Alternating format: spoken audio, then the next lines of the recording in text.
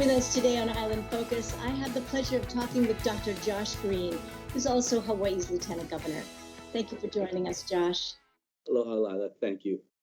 Perhaps you can share with us today, in particular, how has Hawaii fared in this whole COVID-19, and to what do you attribute that? Well, Hawaii's done extraordinarily well, although our heart still breaks a little bit every time we do lose a soul. 17 people have passed. But if you look at how Hawaii has fared versus so many other places, in fact, maybe every other place, we've done better than we could ever have dreamed. We've had the lowest rate of cases and we've had the lowest mortality rate. But the real success story is the shared sacrifice people were willing to take upon themselves. We have 1.4 million people who decided that they would set aside their own personal interest almost always in order to prevent spread of what is a very, very lethal virus. And it's meant economic crisis after crisis, and it's meant changing the way we look at this new decade. It's meant changing some of our plans for the future, but it also meant keeping our kupuna alive, preventing a mass casualty like occurred in New York and Spain and in other countries across Southeast Asia. So it's been extraordinary. And this is just the beginning, but through phase one, which is pretty much the medical crisis phase, it couldn't have gone really any better. And so I'm so proud of people for being willing to actually demonstrate ohana rather than just say it and then we allowed the virus to spread like it spread in so many other places. It's been extraordinary.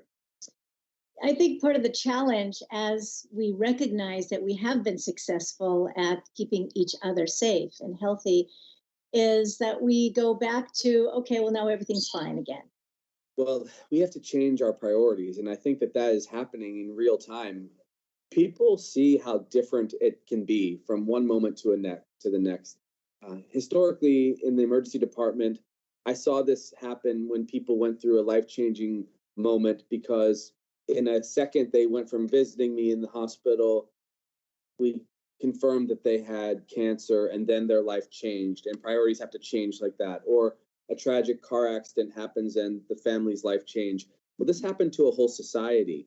And so our priorities over this 3 or 4 month period have necessarily changed because we now see that something can sweep into our lives and force us to be different.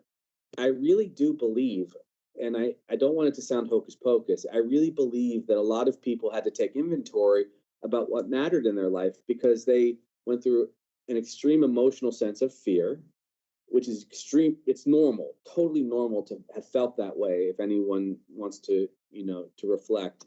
And then on the other side, now say, okay, what's really important to me? Because I had that time with family and we didn't lose anyone. Or even if we lost some friend of ours, like I lost one of my closest friends from college at age 51 died from COVID-19. Unbelievable, healthy and gone. We see what's important to us. So I think Hawaii will now look at itself as truly a family, having gone through this and succeeded where others maybe didn't, and know that our priorities have to be different when we look at tourism or we look at what Hawaii means to the outside world. You've asked me on different occasions, what I thought about change and how we could change. Well, COVID-19 actually made change possible. Now, it's been rough, and we have to recover, and we have to restore the health of our economy like we restored the health of our people already, the physical health. But we have a canvas out there now that is, large parts of it are now not painted. It used to be painted to every corner, and you knew every last person was going to be based on tourism that came here, and every decision was going to be made to preserve the status quo and something special we had in Hawaii. And now large parts of the canvas are not painted.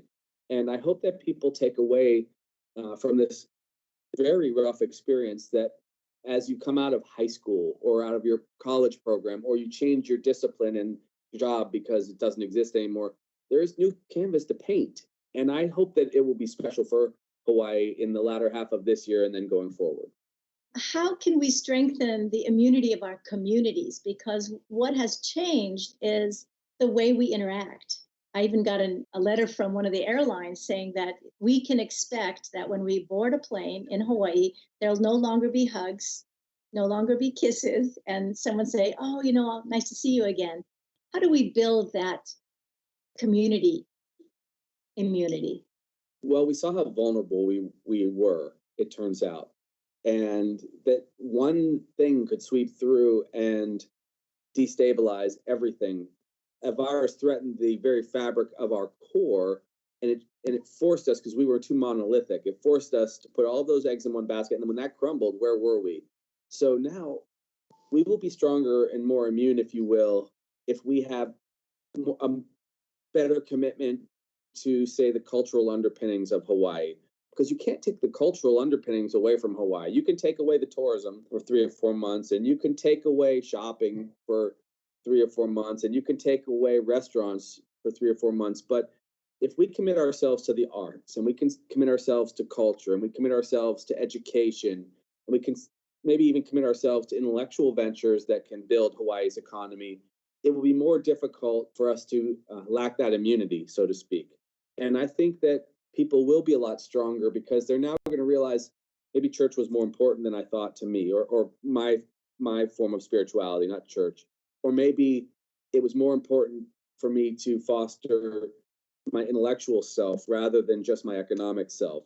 I think that the reason this happened was because the world got so imbalanced towards the rat race and chasing economic growth and chasing all of those material parts of life, that we overwhelmed our system, as we've been overwhelming it from a climate perspective and overwhelming it from a super wealth versus poverty perspective. And when that thing got so far outweighed on one way, we cracked.